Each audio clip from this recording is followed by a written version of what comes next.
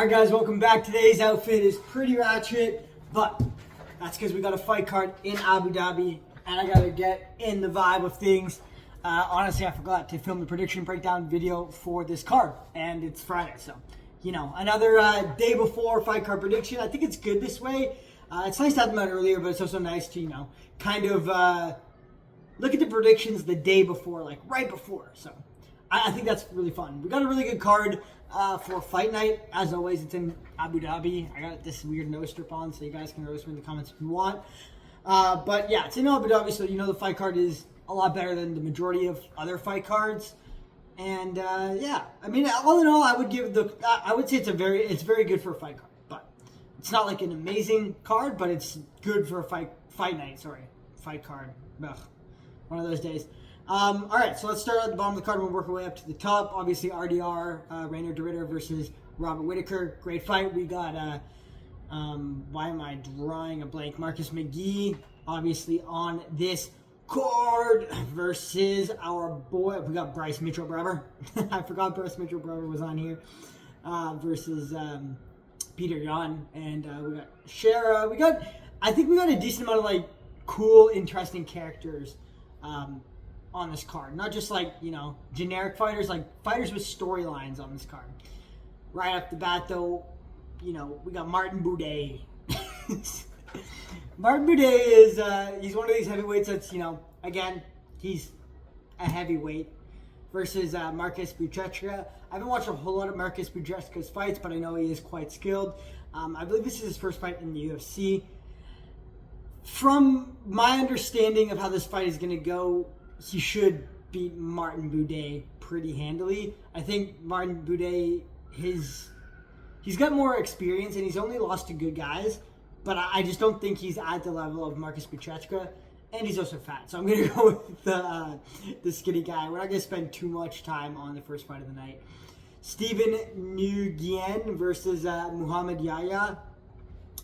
Steven Nguyen is actually, you know, quite good. Muhammad Yahya, not so good. Bro is 0-2 in the UFC right now. I do think Steven Nguyen is going to be, I think he's just going to be better in everywhere in this fight. For the most part, striking, he's going to be faster, he's going to be better. He's got a little bit more technique and a little bit more creative in the stand-up as well. I just think Muhammad Yahya is, you know, he's 0-2 in the UFC and he's on his way to, you know, going 0-3 and getting booted. The momentum is not on his side, and I also don't think that, like, he's going to have made adjustments to beat somebody like Steven Nguyen. So I'm going to go with Steven. It could be a closer fight decision, but I think Steven should win it pretty easily. Billy Alakana versus Ibo Aslan. I forgot about this guy who was in the UFC. Where's the odds on here? Can we even see the odds on him? We got odds. I don't know why every time I open it up on this computer, it's always in French, which is super annoying because I barely speak French.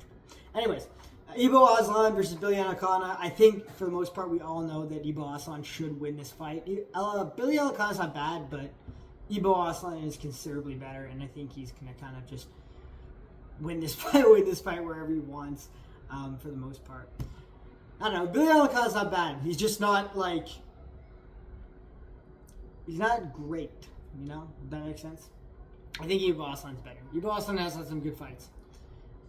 We got Amanda Ribas versus Tabitha Ricci. Tiny Tornado, I believe. She's kind of, in my opinion, one of the baddies in the UFC. Both of them, you know, ain't bad, but Tabitha Ricci's holding it down for the 5-1 guys over here. It's a tough fight for both of them, but tough fight for Tabitha Ricci because Amanda Ribas has a lot of experience and she's pretty good everywhere. And tough fight for Amanda Ribas because, again, very similar. Tabitha Ricci's, you know, quite good everywhere. One thing that I see a lot of people saying is that they think Amanda Ribas is going to win, and that's a fair point to make. I think that the problem Amanda Ribas and all fighters are going to have with Tabitha Ricci is she has a super, super high output. Like, if you looked at her output in previous fights, a lot of it is wasted energy outside of range where she's just kind of shadow boxing, but a lot of it isn't. And even if it is a little bit of wasted energy outside of range, shadow boxing, or just, you know, kind of moving a lot, it's, even if it isn't landing, it still plays into the mind of the judges. They see this as, they know it's not activity, but when you look at one person who is just, kind of on the back foot, or just, every shot they throw lands, but the other person is landing the same amount and then throwing like 4 or 5 at the air, it just seems like there's more output being thrown than there actually is. And I do think Tabitha Ritchie, not only is she good in the striking and pretty good everywhere, she does have a really good gas tank and a really good cardio. A really good cardio base, honestly. I think she'll out-cardio Amanda Ribas. I think it'll be a close decision. I think Tabitha Ritchie will win. I don't think Amanda Ribas is going to stop Tabitha Ritchie. She's, in all her fights, she seems super, quite durable. Quite durable, but pretty, undetermined, I guess that's the word. She doesn't get, discouraged if she's getting beat up a bit. She's still going to come with the same amount of output, same amount of cardio, same amount of pressure the whole fight, and I think she's just going to win, just a close one on the cards again, which is normally how she wins. She's good enough in the grappling, good enough in the stand-up, good enough in the striking, and mixes it up well with kind of creative shot selection, where it looks like she's doing a lot, and she does land quite a bit, but I think she'll just out volume Amanda Ribas and win a decision. Even if she isn't landing the same amount, it's going to look like she's doing more. We got a good fight. We got Davy Grant. Honestly, Davy Grant, the boy, dude, we need to get him some minoxidil. And he's going off against Damon Blackshear. Dude, I forgot about Damon Blackshear until his last fight. He looked really, really good in his last fight. This dude is a grappler, but his striking is damn fucking good, man. This guy, Damon Blackshear, is really good everywhere now. He was really good in the grappling, and his striking was okay. Now his striking is quite good, and his grappling is obviously always very, very high level. So Davy Grant's going to have his hands full with this one. I do like Davy Grant's style. He's very gritty. Look at this dude's grin. He's just staring at us like he's like, what's up, you fuckers? It's like the angry uncle at the barbecue, man. Davy Grant is a hilarious character in the UFC. Definitely top tier character in the UFC for sure. I think where Davy Grant will have success in this fight, obviously, he's in the striking. But I don't see how he's really, really going to get the advantage over Damon Blackshear in the striking. It'll be close in the striking. Where I do see Davy Grant getting an advantage is just landing bigger shots with more power. I think Damon Blackshear's Muay Thai, which he showed in the last fight, was really, really good. The thing he slowed down in the second and third round was his long-range kicks. He was doing a very, very good job of just literally doing whatever he wanted at range, because he's tall for the division. He's 5'10". Doing whatever he wanted at range with his kicks, making sure he's always touching with the kick, or push kicks down the middle, or open stance, body kicks, whatever it was. He was doing a really good job of mixing those in and being very heavily kick focused and keeping the opponent at range. And then when they did come into range, clinching. But in the second and third round, he kind of got away from that and turned it into just more of a boxing striking match. And I think Davy Grant's going to have an advantage in that area. So if Damon Blackshear can use his kicks a lot and make sure he's keeping it a very long-rangey Muay Thai striking battle, I think he'll do very good against Davy Grant. And I think if it goes down to grappling, obviously he's going to have the advantage. But I do think if Davy Grant's able to, kind of get in these gritty boxing matches with Damon Blackshear, he definitely has the power to hurt him. And he has really good shot selection. He mixes things up. He's got awkward style. He likes to throw a lot of hooks and stuff. But he definitely has the power to crack Damon Blackshear. So I think Damon Blackshear is probably going to win a close decision in this fight, but I do think Davy Grant could possibly hurt him, TKO him, but I think the safe bet is obviously Damon Blackshear in this fight. But this will be a really fun fight. It'll be a very interesting fight, and I'm not talking about Muslim Salikov. This fight's probably not going to be super entertaining. It could be entertaining because Carlos Leal is taking on Muslim Salikov, but from Muslim's point, it's kind of just, brother, it is what it is. He's just here. Carlos Leal had a really good first fight in Dubai, and he got robbed. I think everybody thought he won. We all thought this dude was on steroids, and then he showed up to his next fight just as ripped, just as shredded. He's in really, really good shape for the division, and he's really, really good. He's really gritty. He's got good striking. He's got good grappling. We thought maybe his cardio would fade, but no, dude. Carlos Leal is the real deal. He should walk through Muslim Salikov in this fight. I don't know what the odds are, but he should be a huge favorite in this fight against Muslim Salikov. I think he's going to finish him. I think he's going to get this. I think he's going to have the advantage over Muslim Salikov everywhere he wants. Like, striking, he's going to hit harder. He's going to have better, cleaner striking. And obviously in the grappling, I think he's probably going to be a little bit stronger and a little bit more technical as well. So I think Carlos Leal should get this one done for sure. I don't really see him gassing out. Could happen, but I really don't see it happening. Said Nurmagomedov, dude, this guy looks like the definition of what MMA guru would say goes on with breeding in Dagestan. But Bryce Mitchell's no better, dude. He's straight out of the swamp in Arkansas. So this is kind of like a battle. I don't want to say that battle of the inbreds, but it almost is. I feel like that's whatever. We're going to brush past that comment, but it is. It really is. Bryce Mitchell, I think he was overrated coming in. Like, obviously, he's a good grappler, and he's had some good grappling, I guess, performances in the UFC against other fighters, but a lot lower level grapplers than people like Said and also just, you know, the top 15 of all these divisions. His striking is pretty mid. He does a lot of, like, karate kind of striking, but it's all, like, very flicky stuff that, you know, even if it touches you, it doesn't have a lot of snap or power on it, so it's probably not going to hurt you that much. His takedowns aren't amazing. Like, he has okay takedowns, but they're not, like, he's not probably not going to take down Said. The thing is, he's coming down to 135 for the first fight time, for the first fight at 135. So he could have a good strength advantage over a lot of these guys in the division. But I don't know, man. Like, he's going to have to cut a lot of weight. I know he was a bit small for 145, but he's still going to have to cut a lot of weight to get to 135. And will he be a bit stronger than some of these guys? Yes, but I don't think it's going to be, like, insanely stronger. I think Said's really well-rounded. He's got, he's not, like, the best Nurmagomedov by any means, but he is quite good. I think it's going to be a close fight. I do think Bryce Mitchell will have the advantage in the grappling just because he's a bit stronger, a bit better in size, a bit bigger in size, and his grappling is pretty good, but I don't think he's going to have the ability to take down Said Nurmagomedov with ease or anything like that. I think if he does take him down, it'll be off like a trip or something, or like, you know, hurt Said and jumps on something. I don't know. I don't see him having an easy time getting this to the ground. And I do think that Said Nurmagomedov is going to have an advantage in the stand-up. So it'll be an interesting fight. I'm going to go with Bryce Mitchell because the dude is just a character, and I want to see him win in the UFC. I want to see his storyline play out more. I don't want to see him have like a Tony Ferguson fall off.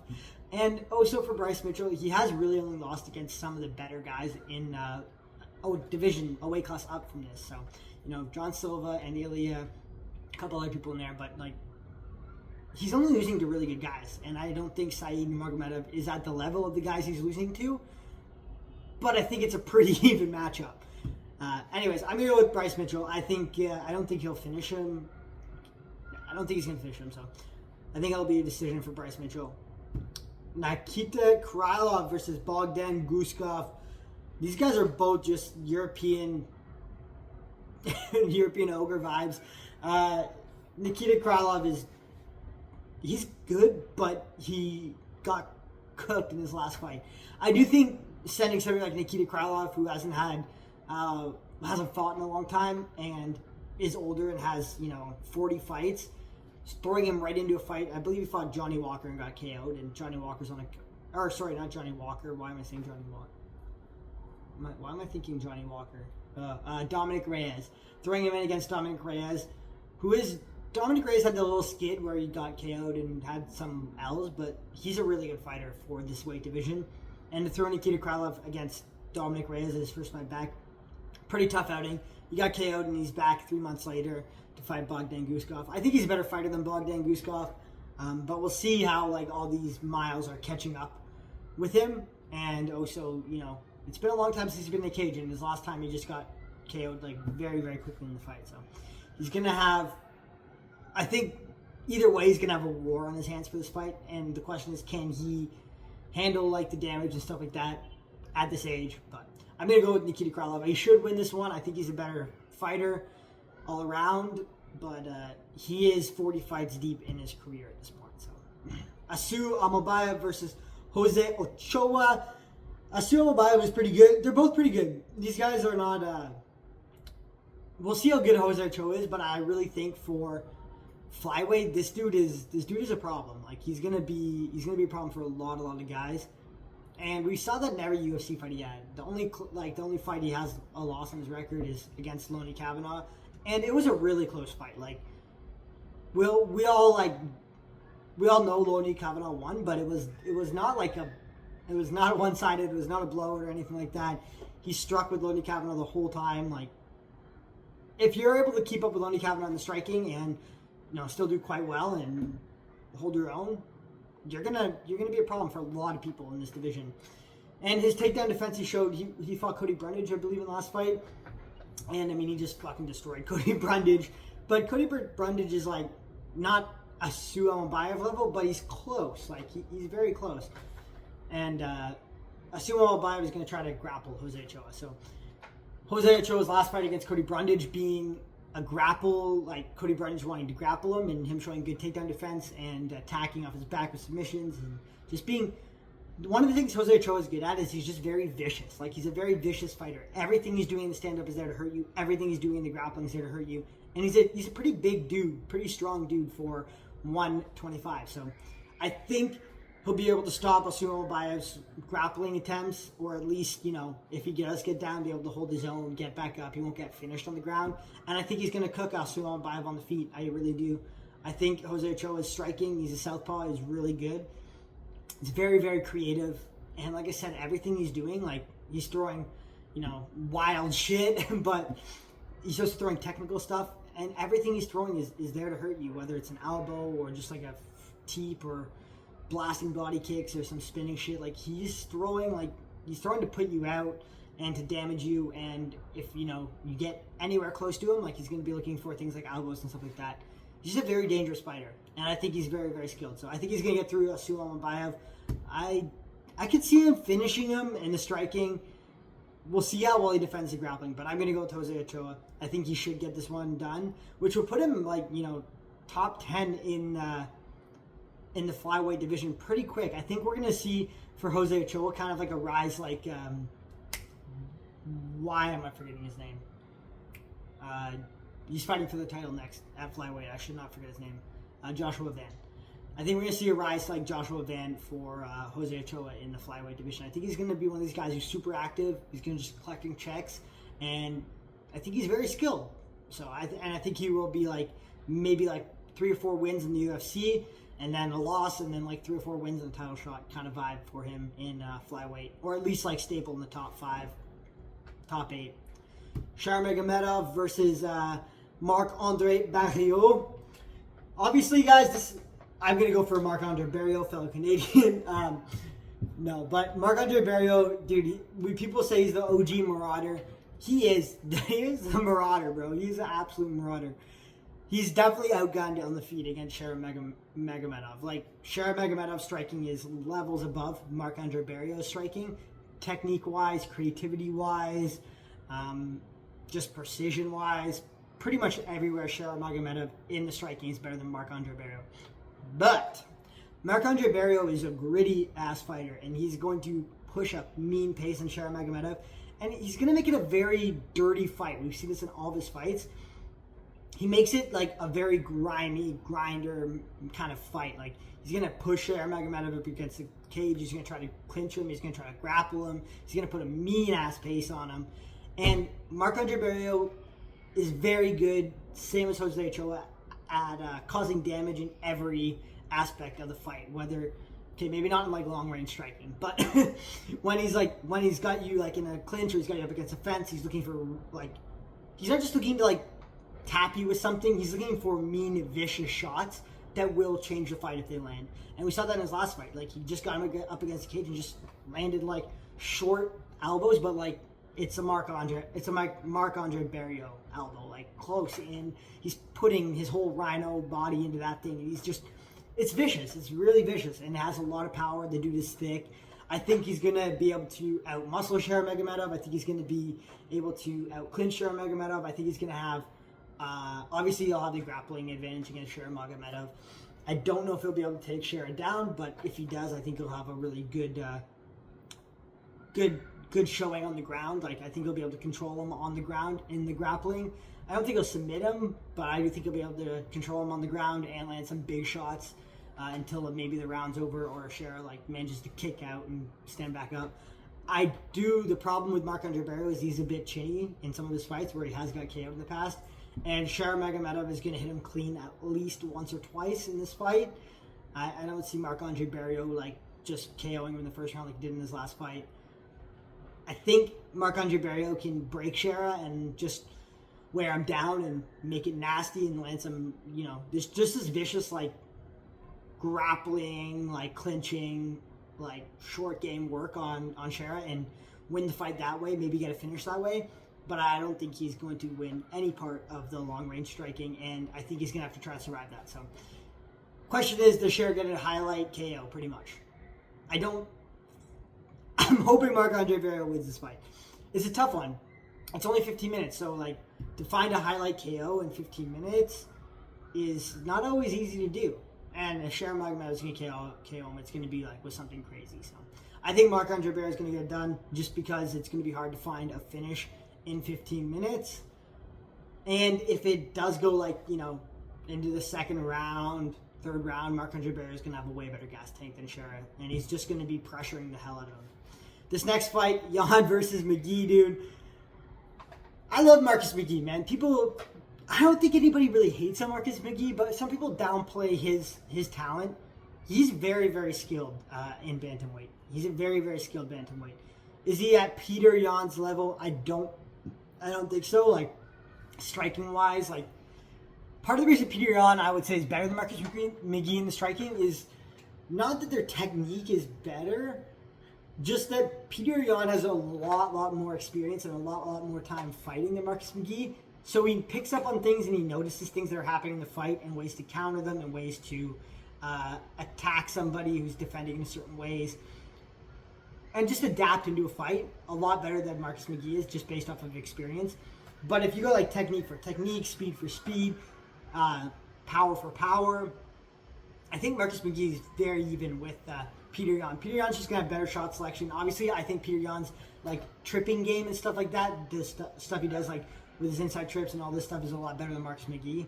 And I do think his grappling defense is definitely better than Marcus Maghee's, and his grappling is better than Marcus Maghee's, but I don't think we're going to see it go there. And I don't think Peter Yan's going to try to win the fight by grappling. I think he's going to try to win the fight at striking with Marcus Maghee, but I do see a problem with this for Peter Yan because Marcus Maghee has a really high output. So Marcus Maghee is one of these guys who kind of fights, kind of like how I say you should fight, where you're always like, doesn't matter where you are, like you're always trying to land like something to keep the person occupied. Kind of like Volk, where he's always just like shifts stances, quick feint, tap an inside kick, tap an outside kick, blast a boxing combo, look for knees, stuff like this. Marcus Maghee does a very good job of always being active and always landing shots. Like, are they always really detrimental shots? No. But it's keeping the person occupied. It's making them think. He's very good at switching stances, switching, it up from body, head, calf. Kind of just mixing it up very well and being very active with it. So it gets the person thinking, overwhelms them a bit, and it just gets you up on the scorecards, right?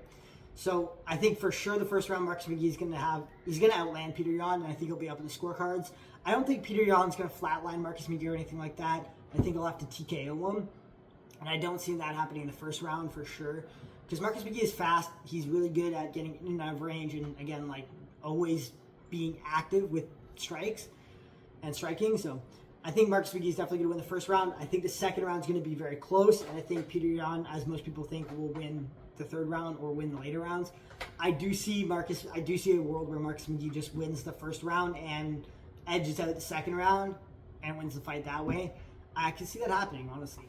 So the problem is I really want to see Marcus Maghee do well and move his way up in this division because I like him as a fighter, but I can't afford to see Yan lose to another guy where he just dropped so much in the rankings to fight just to be a badass pretty much, and I can't see Peter Yan lose. So I'm hoping Peter Yan wins. I think he should get the win in this fight. He needs to be a bit more active because Marcus Maghee is going to be very, very active in this fight, and I don't think Peter Yan will be able to finish him.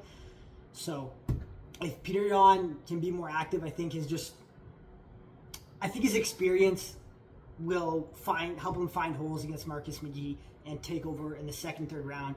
But he's gonna have to be active, because if you come into this, I always say, like, if you come into a fight and you lose the first round, you need to step on the gas. You can't come into a fight and lose the first round. You just can't, because then you're down, and then you have to win the next two, no matter what. Like, something random happens, maybe you get clipped with an unlucky shot, you lose the second round, even though you're like winning it for the most part, fight's over, even if you win the third round, right? You can't bank on a third round KO, and you have to win the first round. So I think it's going to be tough for Peter Yan if he doesn't win that first round, but I think if anybody can do it, it'll be Peter Yan. Robert Whittaker versus Rainer de Ridder. This is a goofy fight. I love it. This is a really good fight, actually. I want to see Bobby Knuckles win, but fuck, Rainer de Ridder. They're really pitting like some fighters I want to see both fighters win for a couple of these fights, like Robert Whittaker, RDR. I want to see both these guys win. Yan versus Maghee. I want to see both these guys win. Maybe that's it, honestly. Bryce Mitchell. I want to see Davey Grant and Jamal Blackshear. I want to see both those guys win. But other than that, I could give a fuck who else wins. But dude, Bobby Knuckles has got to get a win, man. I think he got unlucky in that last fight against Chimaev. That choke wasn't in. Obviously, Chimaev was on top and had great pressure, but the round was like, it wasn't nearly over. But Robert Whittaker has really good submission defense. I don't think, minus his teeth busting in, I don't think he was gonna get submitted in that round, and I do think he was gonna do quite good throughout the rest of that fight. So, kind of a shame, I won't want to say a fluke, because it definitely wasn't a fluke against Chimaev, but kind of like a fluke, I guess, experience. I don't know what to call it. Not often. This is probably gonna be the first time that somebody's teeth have just busted in like that. So. And if that didn't happen, I don't think, he was going to get submitted in that round, because Hamza is not going to choke Robert Whittaker out, like, just by the pressure on his chin. Like, it's going to be uncomfortable, but Robert Whittaker, he's going to tough it out, and he's going to get out of submission or work to a safe spot. Robert Whittaker's grappling, takedown defense is definitely some of the best in the division, and I don't think Rainer de Ridder has what it takes to do what Chimaev did to him. His takedowns aren't as good, obviously. His submissions are probably the same, if not better, than Chimaev. But I don't see even Chimaev minus like breaking the chin submitting Robert Whittaker. So I don't know. I think it's Robert Whittaker's fight to win. Rainer de Ridder, he's sloppy, awkward, but also good at the same time in the stand-up, and kind of the same in the grappling. But his technique is very good. But Robert Whittaker's grappling, his takedown defense, and his grappling defense is very, very good. I don't think Rainer de Ridder will be able to sub him. He's not Bo Nickel. There's a big jump up from Bo Nickel to Robert Whittaker. Like, you're jumping up like from C class to like S tier. So I think Robert Whittaker definitely has the advantage in the stand-up. He's, I guess, the smaller guy for sure in this fight, but size has never really slowed Robert Whittaker down. Like, he's fought Yoel Romero, Paulo Costa, all these guys, he did very well against them, and they're big dudes for the division. So I think Robert Whittaker should be able to win this fight. I don't see how Rainer de Ridder is going to take him down and submit him, and I think Robert Whittaker is going to have quite an advantage in the stand-up as well. He's faster, he's got way better, cleaner striking, way cleaner combinations, he's way more creative than Rainer de Ridder in the striking. So I think Robert Whittaker is going to get a TKO or a KO in this fight against Rainer de Ridder. Those are my predictions, guys. I hope you enjoyed it. The fight card is tomorrow, so I'm super excited to watch it. I think this is a banging fight night. And I want to see Bryce Mitchell fight, bro. I want to see Bryce Mitchell bang. I want to see Peter Yan. I want to see Shar Magomedov. I want to see my boy Marc-Andre Barrios KO Shar Magomedov. I want to see Jose Ochoa, actually. I'm excited to see that fight. Jose Ochoa is always an entertaining fighter, so I'm excited to watch this fight. And the rest I don't really care about too much.